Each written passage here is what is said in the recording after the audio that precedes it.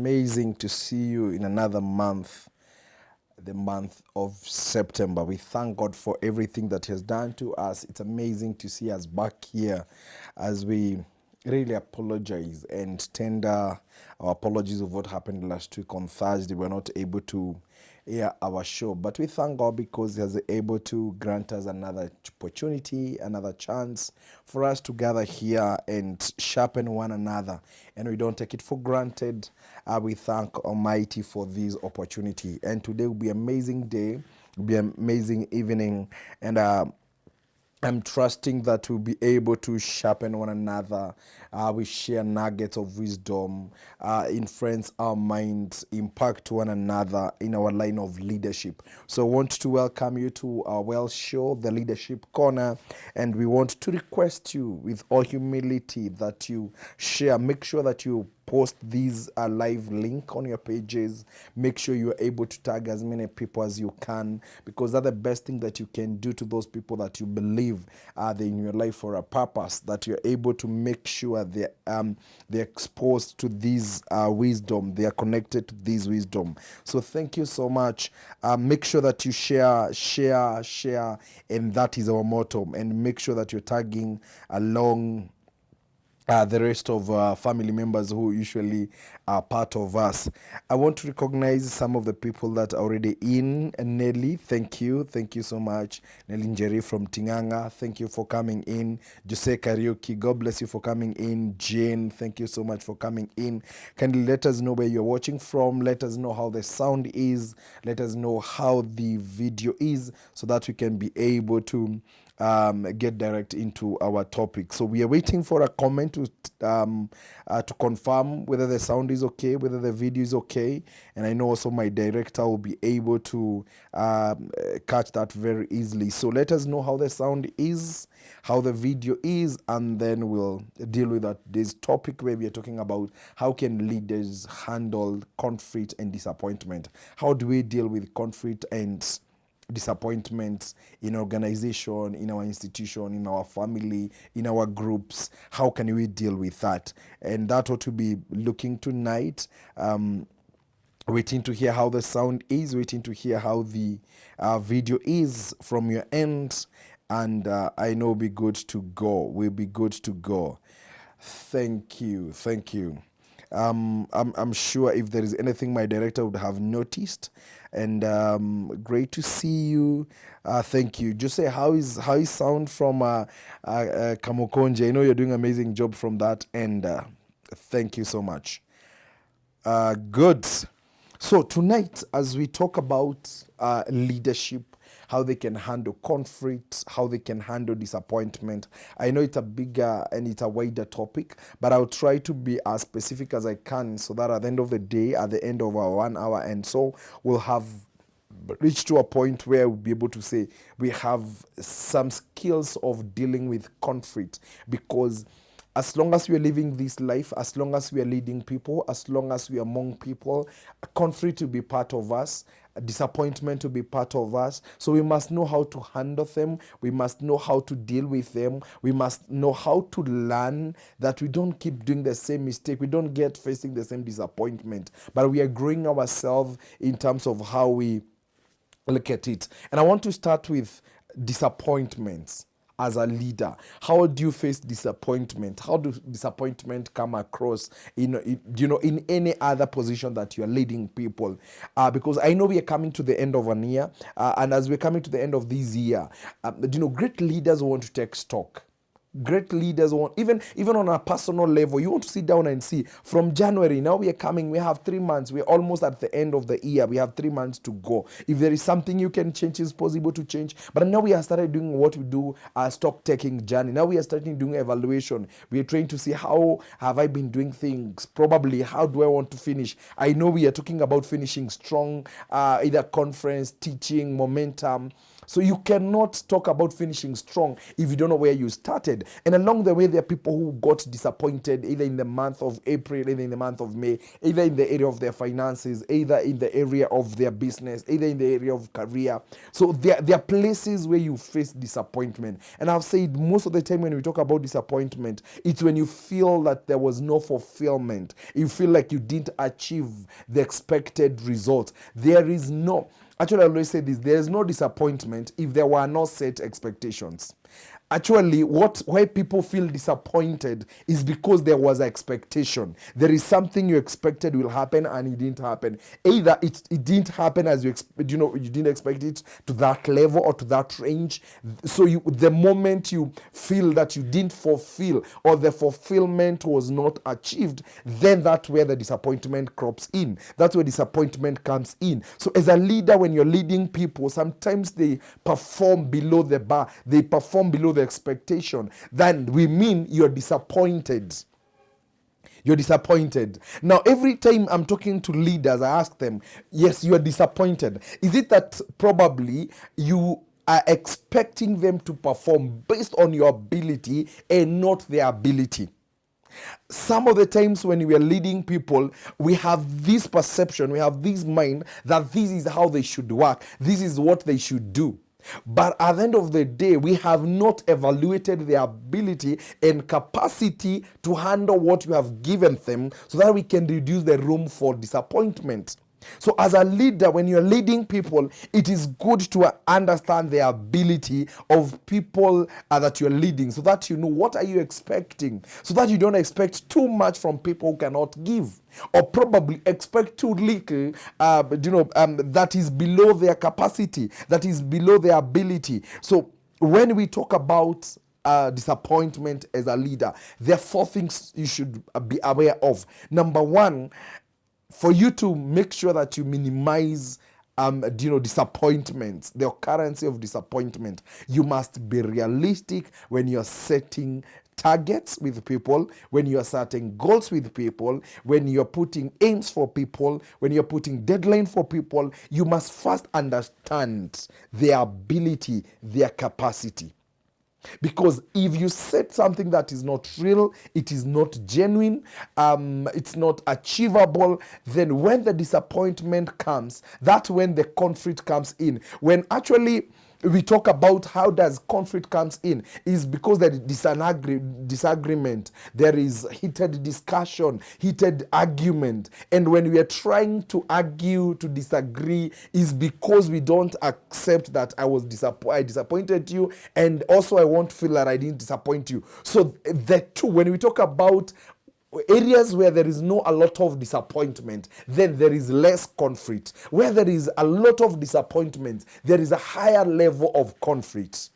When people feel disappointed, then they have to express their anger either through discussion, either through arguments, either through heated debate. And at the end of the day, the perception they have towards what happened to them will always crop in as a conflict. So that I was saying, as leaders, as we are leading people, if you want to avoid conflict and disappointment, number 1, we must be real. We must be real. There are people who started this year in the organization and they set high expectation. Too high expectation that at the end of the day, even if they tried to achieve them, when someone feels they didn't do as expected, number 1, they feel like they're failure, and no one wants to be termed as a failure. So when they feel they didn't perform as expected, then within them they don't have that motivation to move on. So leaders who are listening to me tonight, if you want to avoid disappointment, set goals, expectations that are real to your people, and also they're real to you. Because when you set too high and people don't achieve it, then what will happen is they'll get demoralized, they'll get discouraged because they're disappointed. Number 2, they can also blame you, thinking that you're not leading them well. That's why they're not performing. And not that you're not leading them, is because your ability is not merging the ability. You cannot marry your ability together. That is the whole thing about when you talk about a teamwork, is both of us working together for a common goal. So we already know what we are working towards. We have agreed on the parameters. We have agreed on the frameworks. So it becomes easier for us to achieve. So I've said for us to know how to handle conflict and also dealing with disappointment, we must be real. We must be real. Number two, once we are real and we know we had set whatever we want to set and we know what we want to achieve, but along the way, because of the change of the environment, change of, along the way things change, because we only, as we are setting goals, as we are setting the objective, we only predict what will happen in the future. We are not certain of what will happen in the future. So along the way, things might change. You might find whatever we had thought is going to work for us, it is working against us. And that derails the process of achieving what we want to do. And along the way, we find we didn't achieve what we wanted. So it's also very important to accept. Acceptance, and I always say this: the easier you accept you're disappointed, the sooner you accept you're feeling bad, the sooner you feel like your people did not deliver, the sooner you feel like things don't go the way we want to go, the sooner we'll start adjusting and asking ourselves, how do we learn from this mistake? How do we move on? I find people who have, in organization, they have done the same mistake repeatedly. 5 years down the line, they have been dealing with the same problem. Why? They have never accepted, this is not our area of doing. This is not our area of business. We have an issue in communication in this organization. We have a problem probably in terms of how we deal with our books. We have a problem in terms of how we communicate to one another. We have a problem in terms of teamwork. The moment you realize that thing is not working for you, the sooner you'll start now fixing it. But a majority of time as leaders, we have find ourselves giving it a blind eye, not accepting this thing is not working for us. The moment we decide that is not working for us, the moment we'll sit down as a family and realize this thing is not working for us, and we cannot continue pretending that it is good and it is not. The moment you realize, even in your life, when you realize the certain business you are doing, it is not your area of passion, is not area of your interest, as much as in you want to be there, but you find you don't have the inner stamina to sustain that business. The right moment to realize that, then the moment you start handling your disappointments. There are people who have started business now, after now that business did another one, because as a leader, what you need to do, whether you're leading an institution, whether it's a business institution, whether it is a church, whether it is a learning institution, whether it's a family, whether it is a chama, the moment you realize this is what you are struggling with, then the moment you accept as a leader, because everything lies and falls under leadership. That's why the leader set the bar. That's how far that organization can go. That's how far that chama can go. That's how far that church can go. You set the bar. So the moment you are still in a confusion, you're not dealing with the facts and figures in that institution, then you'll find that organization dealing with disappointment, dealing with conflict, day in, day out. There is no flawless of things. There is no running of, there is no cut in that organization, because when there is disappointment and a lot of conflict, what happens is everybody in that institution, everybody in that group, they want to, work out. They want to try and go and see whether they can get somewhere better, where they will feel comfortable, where they will feel there is not a lot of hostility. So dealing with conflict, accept, analyze what is not working, analyze which area are we struggling, be genuine, be candid about it. You have been real on the things that you have set. Accept along the way. We know where we wanted to go, but we didn't follow that route. And sooner we accept, the sooner we stop fighting. But as long as we continue assuming we don't have a problem and we have a problem, conflict will always be there. Conflict will be always be there. I know when you talk about conflict, there is what you call perception. Some things that we fight in an organization or in when you're leading people, some of them are just thoughts. They're just ideas people are having that this thing is not going to work, and they have not tried it out. So along the way, because of different perception, because of upbringing, because of the environment, it crops in and becomes a conflict. So that I have said, when you realize something is not working, don't push it for people. Don't push it. Because the moment you push it, you'll get a lot of disappointment. You'll always get disappointment.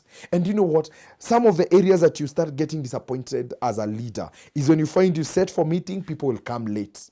And when they come late, they will not explain. You make noise, probably you're the chair of the organization, you make noise for 10 minutes, no one is responding. Actually, they get to a place and they get used to you. They know that's how you handle things. And the worst thing as a leader is that moment when your followers, the member that you lead, they start recognizing your weakness and they use it to attack you. That moment when they realize you don't approach things that they're supposed to be approached, you don't handle things that they're supposed to be handled, you don't communicate at things that are supposed to be communicated, the moment they realize you don't deal with things as they are, what happens is they will take advantage of that. They'll come in the meeting late. They'll not explain. You'll set deadline and they're not going to meet the deadline because they know you. They know that is how you deal with things. But as long as you're in this show and we are talking about dealing with disappointment, if you want to be a leader, that at least whatever you're going through this month is not the same you'll go through next month. So you have to keep growing also in your leadership ladder. You must also keep growing with the things that you handle. And how do you deal with it? You deal once you have accepted this is where we have a problem. This is where we are, we are not progressing. This is where we are not productive. This is how things are coming in, and we cannot keep blaming one another. Because what happened is, the moment disappointments are not well handled, what happened is becomes a blame game in the organization. Who did this? No one want to accept. No one want to own up that there's a mistake happened and this is how it happened and we have owned it up and that's how we're going to get for a solution. Most of the time you'll find when there is a lot of disappointment, then the blame game comes. It's Department A did not finish what they're supposed to do, so Department B could have not started. Then Department C said Department B could have started doing what they're supposed to do. Then they're going to, they're going to combine with whatever they're going to give. Because you'll find a lot of arguments, a lot of energy. There is a lot of resources that are used in organization that are not used towards the productivity of the organization. Most of the time is solving conflict, because you'll never solve a conflict when there is a blame game. When you start blaming, I'm telling you, you'll never get a solution. The moment you come into a table and you want to deal with disappointment, you want to deal with conflict, kindly don't blame. There are people that I know, they will blame environment, they will blame the building where they are staying, they will blame the economy. Yes, I know those are factors, the external factors. But when we talk about dealing with conflict and disappointment, the first thing you have to deal with the inner person or the inner of the organization. That's when we start dealing with the conflict. When we said, you know what, we need to be very objective and not subjective. We know we have a problem here, but we want to be very objective. How can we come out of this mess? That is very important. So I've said, set very realistic goals. Even in family, even when you're setting, you need to do this project as a family. As long as there is a leader, the purpose of a leader is be able to see beyond what people are seeing. Why you're called a leader is because you're setting the bar. So you must know, as we have defined in others of our shows, we have said that a leader knows the way, walks the way, and can show us the way. So when we are talking about leading people, even in the area of disappointment, you must realize, I know there is something we missed, and that's why we are here. And the sooner we realize that that's how we got ourselves here, then we have accepted we made a mistake. We are not blaming one another, and at the end of the day, we are not going to, throw tantrums. We're not going to cause dramas. We know we are hurt emotionally, we are hurt physically, probably we are hurt financially because of where we have found ourselves. And most of the time you have to allow people as a leader, when you're dealing with disappointment, allow people to express their feelings. Disappointments and conflict most of the time brings the feelings, is not the logic. There is actually, when we get disappointment, it's about feeling. You feel that's why disappointment, you don't think how much you've been disappointed. You feel how much you've been disappointed. When there is conflict, you don't calculate how much the conflict, you feel the conflict because it's an emotional thing. That's why a great leader must always have emotional intelligence. You must be in control of yourself. You can get into a meeting, it's a hot meeting, and because you know you are the leader, you are the chair, you are the CEO of that company, you're the reverend of that company, you'd allow people express their feelings, you'd allow people express their disappointment. Even some will be directed to you as a leader. Actually, some will not even going to address the office. They address your personality. With that moment as a leader, you need to allow them to let their feelings out. You need to let them let their disappointment out, because what you do, you are giving them a healing chance. You are giving the healing process, so that by the time they have expressed themselves, they feel comfortable now. They can engage the logic part of their life, and they can now start reasoning. Now we have expressed our problem. Now let's come back and ask ourselves, what is the solution? And that way I find anytime you'll get a leader who cannot be able to control their feelings in a meeting, who cannot be able to control the emotion in a meeting, then you have a problem leading people in terms of conflict and in terms of disappointment. Because the last person in the line of defense in an organization, in an institution, whether in a family, it's a leader who should throw tantrums. It is a leader who should cause drama.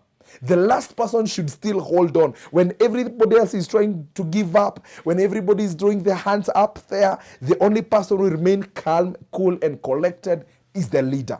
That's why I always say this. A leader must always build themselves. When that business is not making any profit, when that business is making loss, and everybody they're asking for their salary, and it is the fifth, it's the fifth day of the month, and you don't know where the salary will come. That's the moment you communicate hope. You also know you have your personal bills that you need to sort out, but you don't have money. But you cannot come throwing people, where do you want me to get money?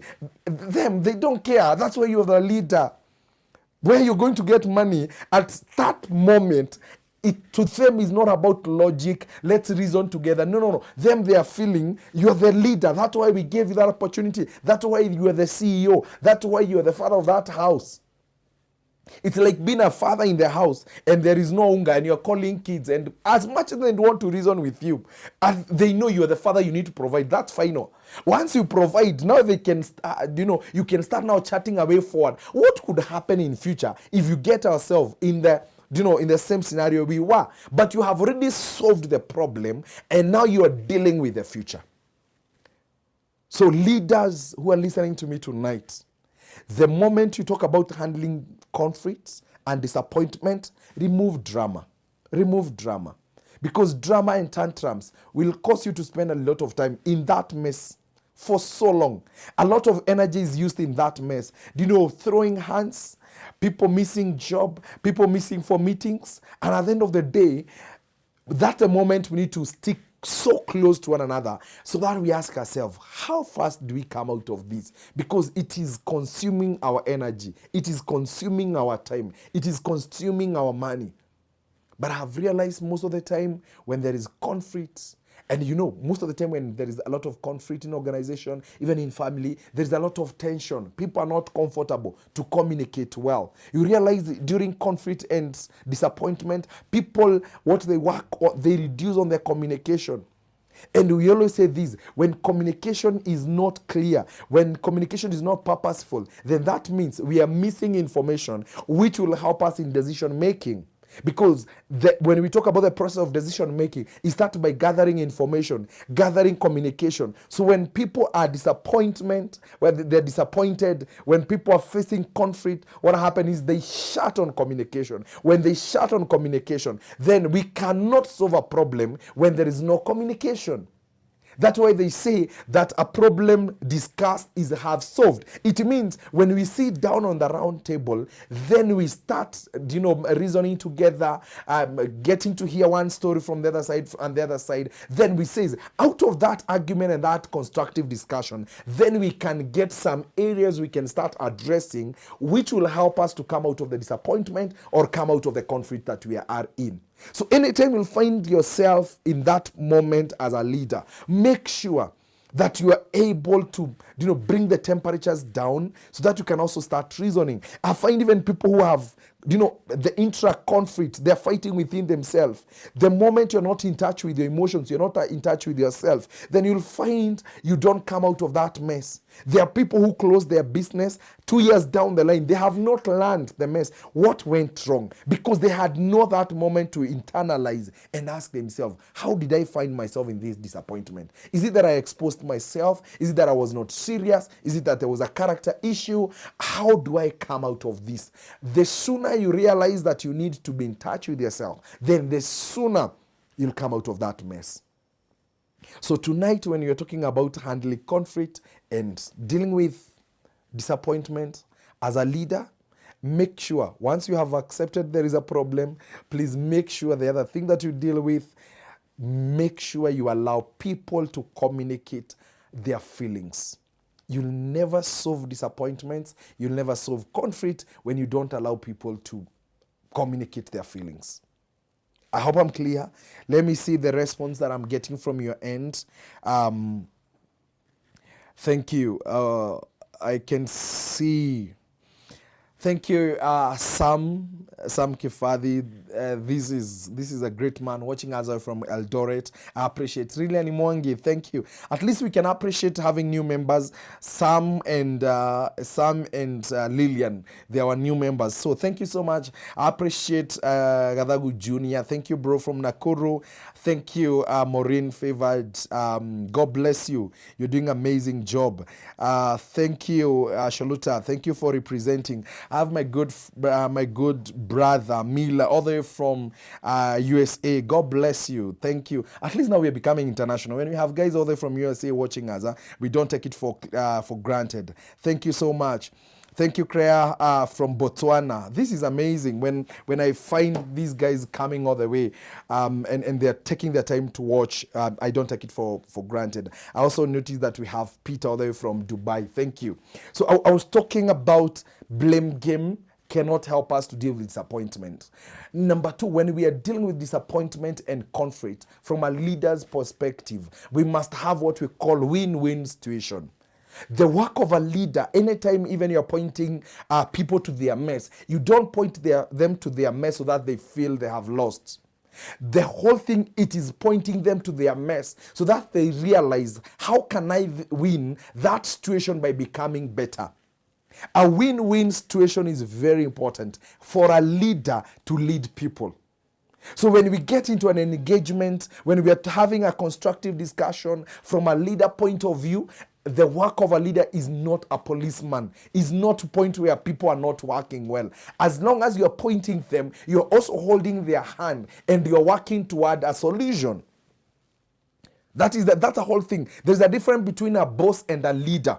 A leader will show you where the challenge is, where the mistake was done, but they're not going to leave it at that point. They'll also want to explore what are the solutions we have among ourselves. Is it that we are not serious with our business? Is it that we are serious? We are not serious with our meeting? Is it that we are not able to keep our books in record well? So we must, as long as you're a leader, no matter how many people you are leading, your work is to make sure that if you're to deal with conflict, and at the end of the day, I always say this, conflict and conflict on its own, it's neither positive nor negative. How you deal with it then determines whether it will give you a positive image or to give you a negative image. How you deal with it. There are people who have developed a solution. There are people who have birthed ideas out of a conflict, out of a disappointment. I know there are people who started a business and that business didn't work. They realized what else they can do because that time they were in that business, they never saw it as a waste. They learned something.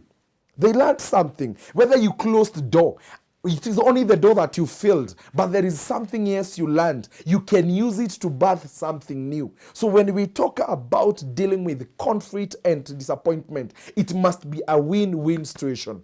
When we are leading people and they don't perform as per expectation, our work is not just to push them down. Our work is to point where the problem is and start working on a framework on how we can get a solution together.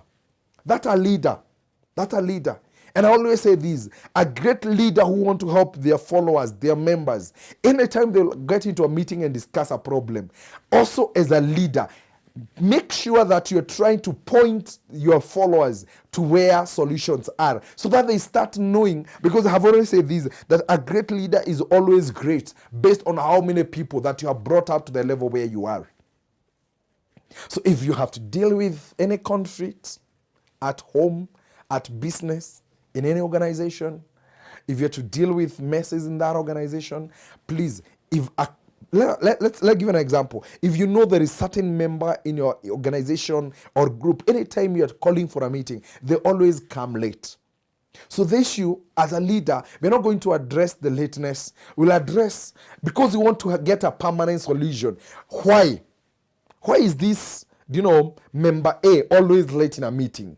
So we want to go down there so that we can be able to realize what are the things that happen that makes this, member A always come late into a meeting. Because if you make noise to him or to her for coming late, what will happen is people will always be defensive. When people don't achieve their set goals, when people don't meet their deadlines, what happens is they become defensive. Because naturally, human beings, we don't want to accept mistakes. So any person who wants to show you how bad you are, you become defensive. That's why you'll find people when they do a mess or they mess up, they will manufacture lies so that they cover up their mistake. So as a leader, you need to understand this psychology, that when someone messes, when people don't achieve what they're supposed to do, and they know the sixth sense in them, what will do, they will become defensive mechanism. So you cannot be defensive and the other person is defensive. You're not going to get a solution. So when you realize already they are defensive, get mechanism to break their hardness, their defensive mechanism. And how do you do this? By letting them express their anger, express their craftiness, but at the end of the day, you ask them, now we need to get out of here. How do we get out of here? So that you can start a journey. Dealing with the conflict, dealing with disappointment as a leader, you must have a win-win solution. It's a win-win take. When you're coming to discussion on how we are going to deal from here moving forward, we must have what you call open-mindedness. You must be open-minded. You cannot be judgmental to the people that you lead. That I know you cannot do better than this. I know you cannot deliver. Actually, I'll always say this. A leader should never label the people that you lead. You should never. They could have failed once. They could have failed twice. They could have failed thrice. But that doesn't mean that's who they are. And remember, I've said in my shows that most of the time a leader should always stand at the present, connecting to the future. What happened in the past is okay, you have learned. But as much as you know that a member has failed 2, 3, 4 times, you need to ask, what have you done to facilitate that member to become better? What have you done to facilitate that employee to become better? Because that's the work of a leader. I know in our future shows we're going to talk about leader being a leader as a mentor and also as a coach. What does that entail? What does it call for? So if a leader will become a mentor, then a mentor doesn't just point the problem, they'll also try help you get the solution. So when we'll sit down as leader and the people that we lead, and we have realized we have messed somewhere, we didn't do as per expected, then we'll come down and say, do you know what? After this meeting or from this meeting, there is no loser. All of us are winners. We have realized probably I set my goals too high. I need to come to the level you are. I know you guys, I know your ability, I know your capacity. Probably it's a character issue. Probably it's an integrity issue. Probably it's laziness. You need to rise up. At least you need to pull up your socks to certain level. Let's get a meeting ground. That is a win-win situation. Probably the deadline was to set on 3rd and we cannot meet on 3rd. Let's discuss why can't we not do it on 3rd. Listen, let people air out their grievances. Let people air their mind. Then from there we can be able to agree. This is the way we need to go. I hope I'm clear on that dealing with conflict, dealing with disappointment, for us not finding ourselves in the same cycle of doing the same thing the same way, we must always Let people have a win-win situation. Because when there is a win-win situation, then at the end of the day, people can be able to communicate very fast. 3 C's that will help you to deal with conflict and disappointment. Number 1, every time that you're setting, we said, from a leader point of view, why majority of most of the time, conflict comes in, disappointment comes in, is because they're not real. So number 1, when you need to set goals, you must be consistent in what you communicate. If you communicate something, then let it be that what will happen tomorrow and that what will happen tomorrow. Remember, when we talk about disappointment and dealing with disappointment, we must always make sure that you build a culture. A culture comes in when there is a system. When there is a system, then that system is built on a consistent manner. That we don't come in today, in a meeting at 10, then tomorrow we'll come in 11. That lack of consistency will cause always disappointments. When people know that there is no, a clear expectation of how things should flow. There is no clear expectation of what people are moving. Where are they moving from? To where? When you find leaders, they're leading people and people don't understand the vision. People don't understand for the next 1 month, this is what we are doing. For the next 6 months, this is what we are doing. For the next 1 year, this is what we are doing. So when there is no clear picture of where people will go, allow me to tell you this, you will be living with disappointment day in, day out. But the moment there is communication and there is clear consistency, there is a clear, roadmap. There is a clear, framework people have known that this is how things are done and they have to be done like that. That in itself, what happened is when there is consistent and persistent, what happened is people are structured in a certain manner. They know when they're not supposed, when they do what they're not supposed to do, they know the consequences. It's already clear communicated. When you don't do this, this is what will happen. If you do this, this is what will happen.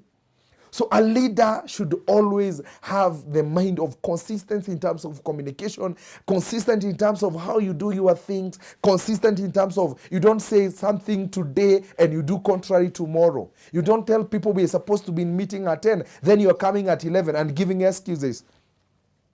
Then you're telling people this is how you're supposed to behave. This is how you're supposed to dress. And you don't do that. And then you're making noise you are leading a chama and you tell them the contribution should reach on 5th and you bring your contribution on 10th. And then you have to sit down. You lose your moral authority. But the moment they realize you're consistent with your words and your action, then that consistent gives you the moral authority and gives you now the power to address when there is a disappointment. So most of the leaders that they have been facing a lot of disappointments is because there is no consistency in their leadership. Is because there is no clear where you're taking people. They are not sure. So they are following you, but also you don't know where you're taking them. That's why you'll find leaders, this month they are doing this, another month they are doing this. You'll get a leader who have tried to do 10 things in a year. And the 10 things they were trying to introduce, none gave results. Now what happened? The next year, you expect the same people to follow you and to be committed. If they cannot shape out and they have to shape in, what happened? They shape their mind out and you remain with the body. And you'll keep complaining, people are not committed, people are not serious in this organization. People will never be serious with you because also you're not serious with yourself. And I think tonight, as a leader, ask yourself, are you serious first with yourself? Are you serious with where you're taking people? Because I've always said this, when people, they see there is a room you have created between where you are and where they are, that in itself, it's a whole reason why they should follow you. They can see. It is totally clear. It's as black as white. They can see what you are doing and they want to follow someone who can give results. So if you're a leader and you want to work out on the levels of conflict that you're dealing with, the level of disappointment you're having, have a consistency in what you do. Consistency is built over time. It is doing something without fail. It's doing one thing without a fail. It's what they say, focus. Follow one course until success. You'll never going to run away. out of disappointment if you're not a consistent leader. Number two, very important. You must allow yourself to be open to people in a place of complimenting one another. Compliment is very important. I find leaders who they're going to delegate something to, to a member or to a staff or to somebody, and they can stand watch when that person is failing so that they can get into a meeting and start making noise. I find those leaders who literally, they are watching you fail. They cannot tell you, please, if you continue that way, you're going to mess it. The work of a leader is complimenting. You're supposed to, as long as you understand their ability, you are there to cover them. That's why you are a leader. A leader needs to give hand. I remember I talked about the dimensions of a leader, going down the depth, height, length, width. That's a leader. You need to make sure that we don't have to wait until things go wrong. If you can be able to step in so that we don't have a meeting to deal with crisis. And you get to a meeting and a leader, a good chairman, a good secretary, a good CEO, and you start with this phrase, I knew you cannot do it. I knew. Now, if you knew that I cannot do it, my friend, why didn't you help me to do it? Or probably, why didn't you allow us not to get here? You get to a meeting and you're finding this statement, I knew you cannot perform.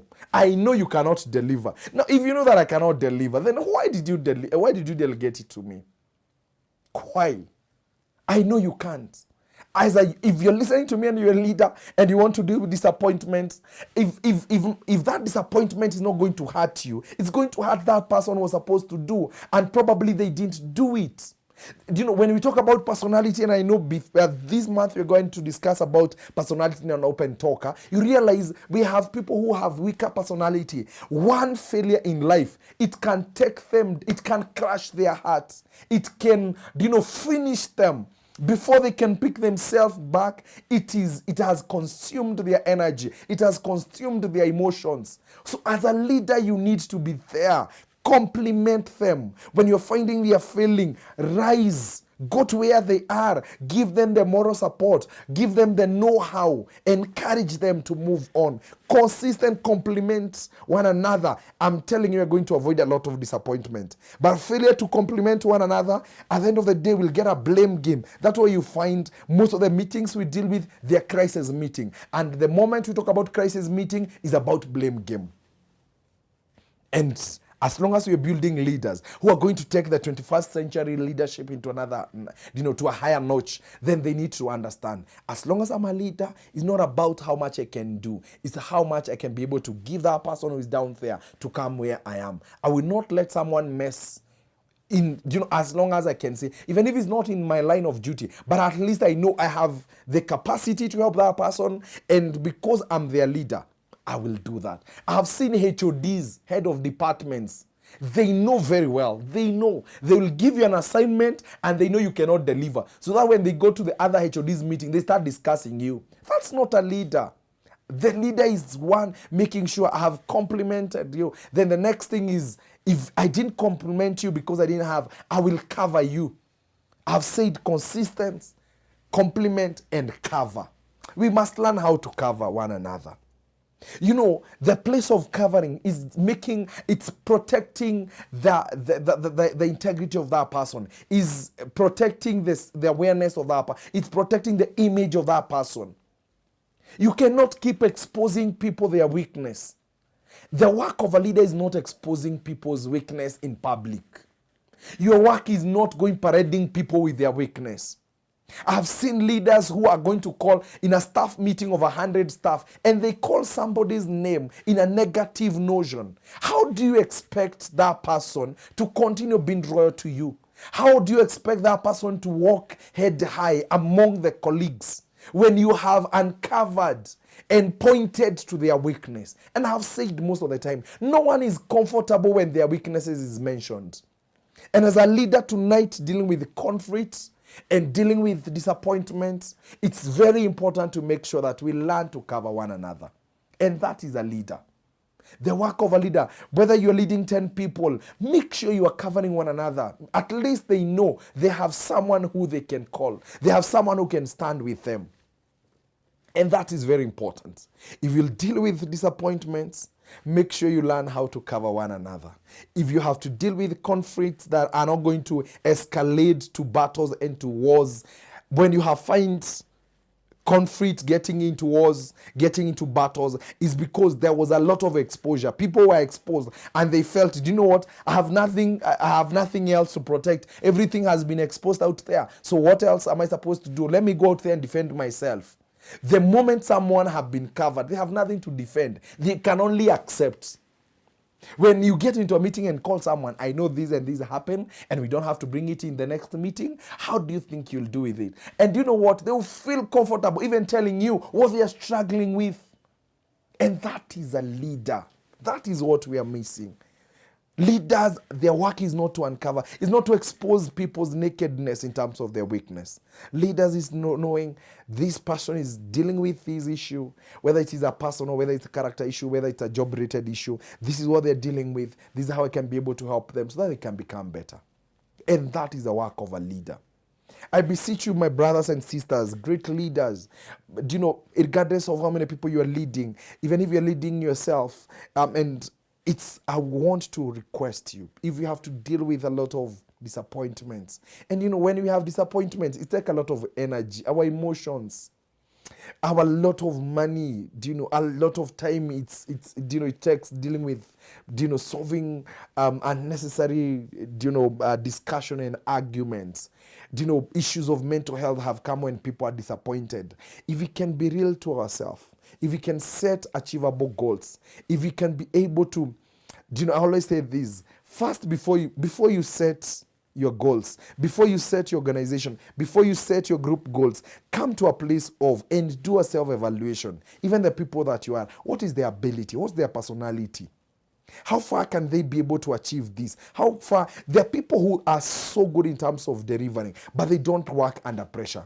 There are people who just work under pressure.